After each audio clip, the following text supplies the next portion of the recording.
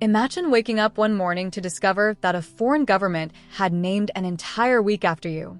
Not because you won a championship, not because you broke a record, simply because of who you are and what you represent to millions of people who love you so deeply they crossed entire oceans just to sit in the same arena and watch you play tennis. That is exactly what happened to a 19-year-old girl from Manila. And if you think you already know this story, I promise you that you do not. Why the context matters. Alexandra Eala was born in Manila in 2005, in a country where tennis is not the national sport, where world-class athletic infrastructure is genuinely difficult to access, and where the statistical probability of producing a top-tier Grand Slam competitor sits somewhere between unlikely and nearly impossible. And yet, by the time she was 14 years old, she had caught the attention of one of the most prestigious training institutions on the planet, the Rafa Nadal Academy in Mallorca, Spain. A girl from Manila, handpicked by the organization built around one of the greatest tennis players who ever lived.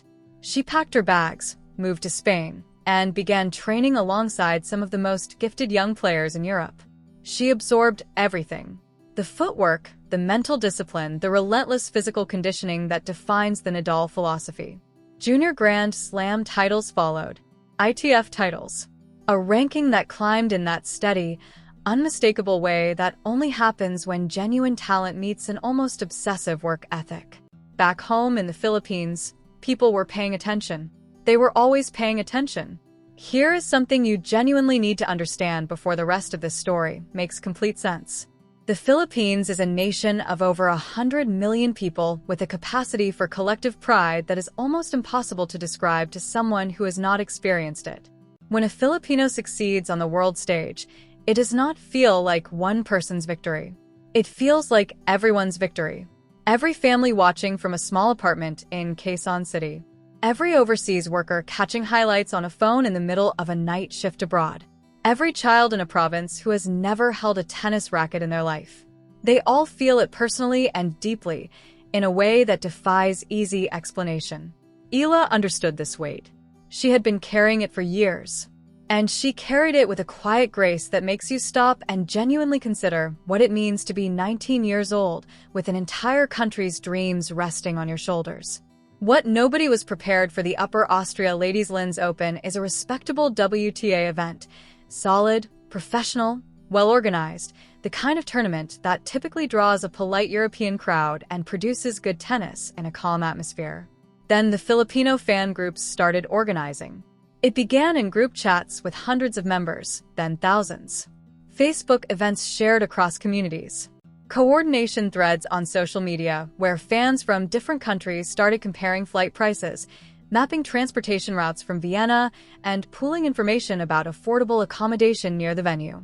Filipino communities already living across Europe mobilized first: Spain, Germany, Italy, the United Kingdom, the Netherlands. They formed the first wave. Then came the direct flights from Manila, then the connecting flights through Dubai, Doha, and Singapore. And they just kept coming. By the time the first serve of the tournament was scheduled, something was already happening in Linz that the organizers had absolutely no framework for processing. The accreditation lines looked different. The noise in the stands sounded different. Sections of the crowd that had in previous years been occupied by quiet Austrian locals were now a rolling sea of Philippine flags, handmade banners, matching shirts with Eala's face printed on them, and actual drums. People had somehow transported drums into the venue. When Eala walked onto the court for her first match, the sound that came from the Filipino section did not simply fill the stadium. It transformed it. Chants in Tagalog bounced off the walls. The drum beats gave the whole thing a rhythm that made it feel less like a tennis match and more like a cultural celebration happening inside a sporting event. Other players warming up on nearby courts stopped and looked over. Tournament officials exchanged glances that communicated, without words, that they had not been ready for this. Local Austrian spectators, who had never heard anything like it, pulled out their phones and started filming. The economic numbers by day 2: every hotel within 40 kilometers of the venue was fully booked. Restaurants that normally served quiet European dinners were packed wall-to-wall with large, joyful groups of Filipino fans ordering everything on the menu. Local souvenir shops ran out of stock. Transportation services reported booking numbers they usually only see during the Christmas market season. When the economic data arrived, it was genuinely staggering. Ticket sales for the tournament had jumped by more than 400% compared to the previous year. Sessions featuring Eala sold out within hours. Organizers moved her matches to a larger venue to meet demand, and even that 5,000-seat space filled faster than anyone anticipated. The Austrian Tourism Board released preliminary figures midway through the week. Over 40,000 visitors with confirmed ties to Filipino fan groups had entered Austria during those 7 days. Hotel occupancy in the region hit its highest level in recorded history for that time of year, surpassing numbers typically generated by major music festivals and cultural events that Austria relies on for peak tourism revenue. A regional Austrian newspaper ran a front-page headline that translated roughly to, "The Filipinos are here and our economy has never been happier." A local tourism official gave a television interview in which she used the word unprecedented 4 times in 6 minutes and seemed to mean it more each time. Restaurant owners were calling their accountants to confirm the numbers were real. The merchandise situation inside the tournament grounds was something else entirely. Official Eala merchandise sold out so rapidly that fans had essentially built their own informal economy around it, trading and selling homemade products through the crowd with a grassroots efficiency that would have impressed a supply chain consultant. The declaration on the 5th day of the tournament, regional Austrian government officials stood before press and tournament stakeholders and made an announcement. The week would be officially declared Alex Eala Week in the region. The reasoning was straightforward. The economic and cultural contribution of the Filipino fans to the local community had been so significant and so genuinely impactful that it warranted formal recognition. The declaration was framed as a thank you to the fans, to their passion. Within hours, the Philippines erupted. Social media filled with the kind of collective joy that only emerges when an entire nation feels truly seen all at the same moment. The declaration was shared millions of times. Filipino celebrities posted about it. News anchors in Manila announced it with emotion they were visibly not trying very hard to conceal. For so many Filipinos watching from home, it felt like something larger than tennis. It felt like acknowledgement. It felt like, finally, the world is paying attention. The debate that followed, not everyone felt that way. And this is where the story becomes genuinely complicated. Within the same hours that Filipinos were celebrating, European tennis commentators began raising pointed, carefully worded questions. Was it appropriate for a government body to formally honor a player who had not won the tournament? Were there local Austrian and European players who had achieved significant results at that venue over the years without receiving anything comparable? One European commentator put it directly, "You do not name a week after a player because their fans spent money in your hotels. You name a week after a player because they changed the sport." That argument is not without logic. But Filipino voices fired back with their own, and it landed equally well.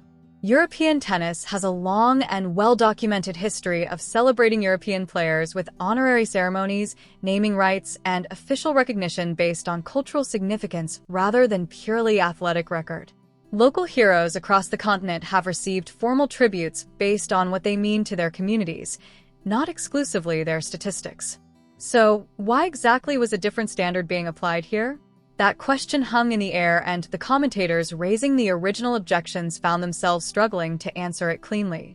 Inside Austria itself, the reaction was more layered than either side of the international debate was acknowledging. Some Austrians were genuinely moved by the energy, the joy, the economic benefit to local businesses.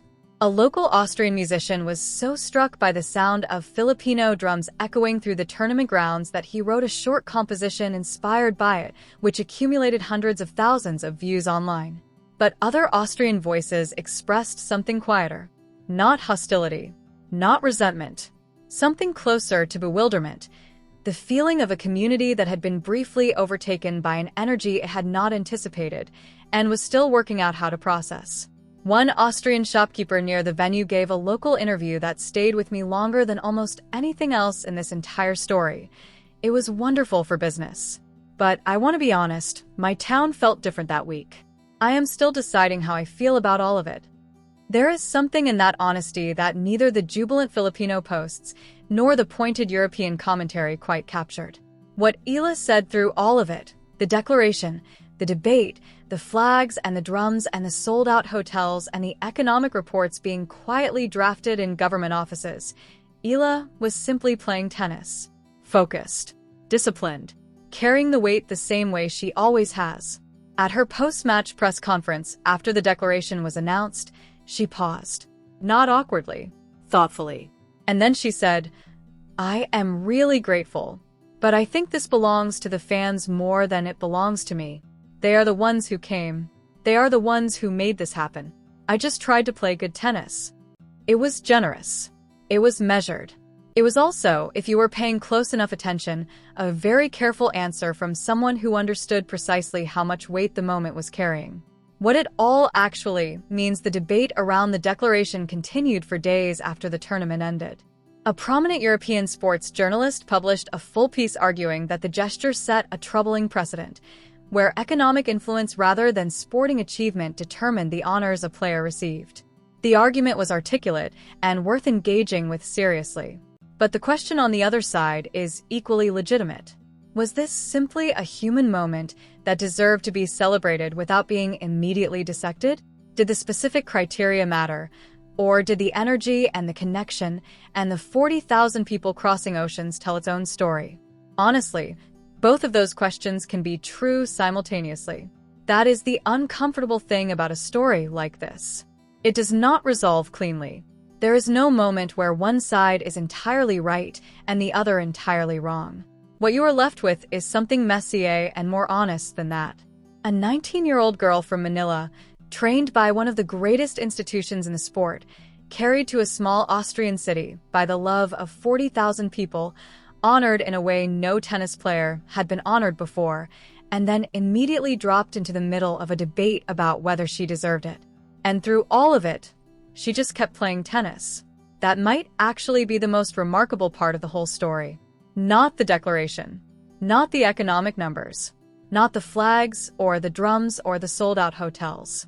The fact that in the middle of all that noise, Eala stayed exactly who she has always been, focused, grateful, carrying the weight with that quiet and extraordinary grace. Whatever happens next in her career, and based on what she has shown so far, a great deal is going to happen next. This week in Austria will follow her. Not as a distraction or a controversy to be managed, but as proof that something about her already reaches people in a way that statistics cannot fully capture. 40,000 people do not cross oceans for statistics. They cross oceans for something they feel.